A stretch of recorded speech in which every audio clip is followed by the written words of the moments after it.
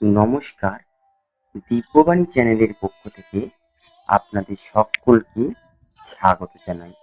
বন্ধুরা, আজ আমি আপনাদের এমন একটি কাহিনী শোনাবো যা শুধুমাত্র এটি একটি গল্প নয়, বরং বিশ্বাস, ভক্তি, কর্ম এবং ভগবান শ্রীকৃষ্ণের অসীম কৃপা শক্তির এক অপূর্ব উদাহরণ।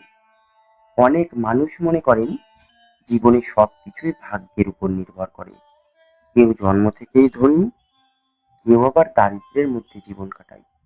কিন্তু সত্যি কি ভাগ্যই সবকিছু? আজকের এই গল্প শুনলে বুঝতে পারবেন, ভগবানের কৃপা যখন কারোর উপর বর্ষিত হয়, তখন একটি সাধারণ মানুষও অসামান্য মর্যাদা লাভ করতে পারে। অনেক বছর আগে একটি ছোট্ট গ্রামে বাস করত এক দরিদ্র যুবক।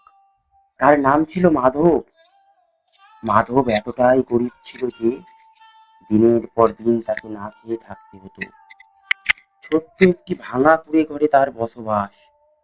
মা বাবা অনেক আগেই মারা গিয়েছিল। আত্মীয় স্বজন কেউ তাকে সাহায্য করত না। গ্রামের মানুষ তাকে দেখে করুণা করত, কিন্তু কেউ সত্যিকারের পাশে দাঁড়াতো না। মাধব প্রতিদিন ভিক্ষা করে নিজের জীবিকা নির্বাহ করত। সকাল হলেই একটি পুরনো থালা হাতে নিয়ে বাড়ি বাড়ি ঘুরত। কেউ এক মুঠো চাল দিত, কেউ শুকনো রুটি, আবার কেউ তাকে অপমান করে তাড়িয়ে দিত। এভাবেই কষ্টের মধ্যে দিন কাটছিল।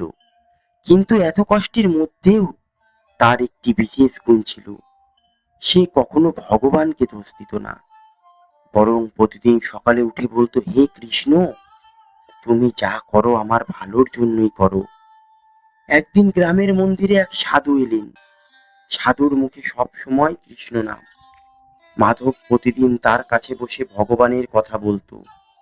একদিন সাধু তাকে জিজ্ঞাসা করলো, তুমি কি কখনো ভগবানের কাছে কিছু চেয়েছো? মাধব হাসলো। সে বলল, আমি শুধু তার ভালোবাসা চাই, ধন সম্পদ চাই না। এই কথা শুনে সাধু খুব আনন্দিত হলেন। তিনি বললেন, যে মানুষ ভগবানের প্রেম চায় তাকে কখনো খালি হাতে ফেরান না। এরপর থেকে মাধব প্রতিদিন কৃষ্ণ নাম জপ করতে শুরু করলো। সকালে, দুপুরে, রাত্রে তার মুখে শুধু একটাই নাম, রাধে কৃষ্ণ, রাধে কৃষ্ণ। ধীরে ধীরে তার মন শান্ত হতে লাগলো। যদিও দরিদ্র ছিল, কিন্তু মনের মধ্যে একটা অদ্ভুত আনন্দ জন্ম নিল। একদিন রাতে সে একটি স্বপ্ন দেখল।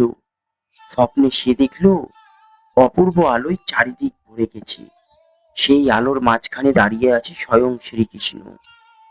মুখে মধুর হাসি, হাতে বাঁশি। শ্রীকৃষ্ণ বললেন, মাধব, ভয় পেও না, তোমার দুঃখের দিন শেষ হতে চলেছে। স্বপ্ন ভেঙে গেল।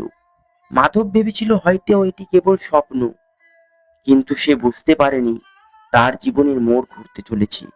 পরের দিন সকালে সে গ্রামের বাইরে একটি পুরনো বটগাছের নিচে গেল। সেখানে মাটির নিচে কিছু চকচক করতে দেখলো। কৌতূহলবশত ঘুরতে শুরু করলো। কিছুক্ষণ পর একটি পুরনো লোহার বাক্স বেরিয়ে এলো। বাক্স খুলতেই সে অবাক। ভেতরে ছিল সোনার মুদ্রা, মূল্যবান রত্ন। এত ধন সে জীবনে কখনো দেখেনি। কিন্তু মাধবের মন লোভে ভরে গেল না।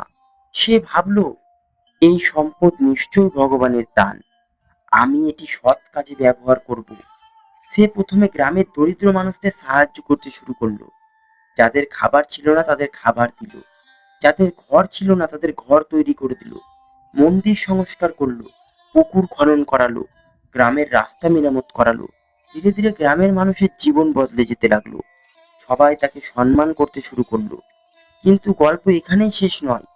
কয়েক মাস পরে পাশের রাজ্যের রাজা খবর পেল এই যুবকের কথা।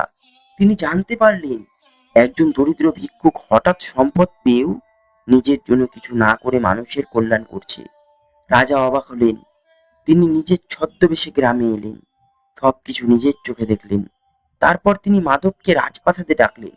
রাজা বললেন, আমি অনেক ধনী মানুষ দেখেছি, কিন্তু তোমার মতো উদার মানুষ আমি দেখিনি। রাজা ধীরে ধীরে মাধবকে রাজ্যের গুরুত্বপূর্ণ কাজে যুক্ত করলেন। মাধব সততা ও ন্যায়ের সঙ্গে সব দায়িত্ব পালন করলো। জনগণও তাকে ভালোবাসতে শুরু করলো। কয়েক বছর পর রাজা বৃদ্ধ হয়ে গেলেন। তার কোনো যোগ্য উত্তরাধিকার ছিল না। তাই তিনি রাজ্যের সবাই ঘোষণা করলেন, আজ থেকে মাধবী হবে এই রাজ্যের নতুন শাসক। সেই দরিদ্র ভিক্ষুক একদিন সত্যি রাজা সম মর্যাদা লাভ করলো। রাজা হওয়ার পরও মাধব বদলায়নি। সে আগের মতোই কৃষ্ণ ভক্ত রয়ে গেল। প্রতিদিন ভোরে উঠে মন্দিরে যেত, কৃষ্ণ নাম জপ করত। সে বলতো, আমাকে যারা রাজা বানিয়েছে সে ধন নয়, ভগবানের কৃপা। বন্ধুরা, এই গল্প আমাদের বড় শিক্ষা দেয়। ভগবানের কৃপা মানে আকাশ থেকে হঠাৎ টাকা পড়ে যাওয়া না। ভগবানের কৃপা মানে সঠিক সময় সঠিক সুযোগ পাওয়া, সৎ চিন্তা পাওয়া, সঠিক সিদ্ধান্ত নেওয়াই সঠিক শক্তি। যে মানুষ বিশ্বাস, পরিশ্রম এবং সততার পথে চলে, তার জীবন একদিন না একদিন অবশ্যই বদলায়।